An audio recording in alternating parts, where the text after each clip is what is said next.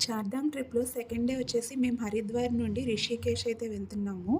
ఇక్కడ vehicle park చేసి ఏదైనా లోకల్ వెహికల్‌లో అక్కడికి వెళ్ళాలి. అక్కడ ఫస్ట్ విజిట్ చేసే ప్లేస్ వచ్చేసి రామ్ ఝూలా.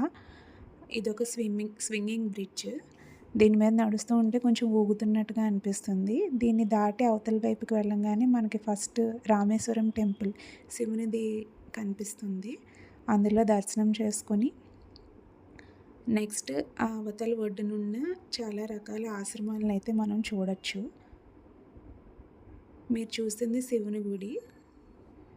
దీని తర్వాత మేము గీతా భవన్ అనే ఆశ్రమానికి వెళ్ళాము. అక్కడ లక్ష్మీనారాయణులు ఉన్నారు.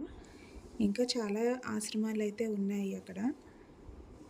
కాకపోతే దానికి ఒక 3 కిలోమీటర్స్ దాకా వాక్ చేసుకొని వెళ్ళాలి. నెక్స్ట్ మేము రిటర్న్ మళ్ళీ బోట్ మీద వెనక్కి వచ్చేస్తున్నాము. ఈ బోటింగ్ అయితే జస్ట్ 10 మినిట్స్‌లో అవతల వైపుకి వచ్చేసాం మేము. ఈ జర్నీ కూడా చాలా బావుందండి. నెక్స్ట్ మేము ఆఫ్టర్‌నూన్ నుండి ఈ రిషికేశ్ నుంచి బార్కోట్ అనే ప్లేస్‌కైతే వెళ్తున్నాము. ఇది చాలా ఘాట్ రోడ్ అండి.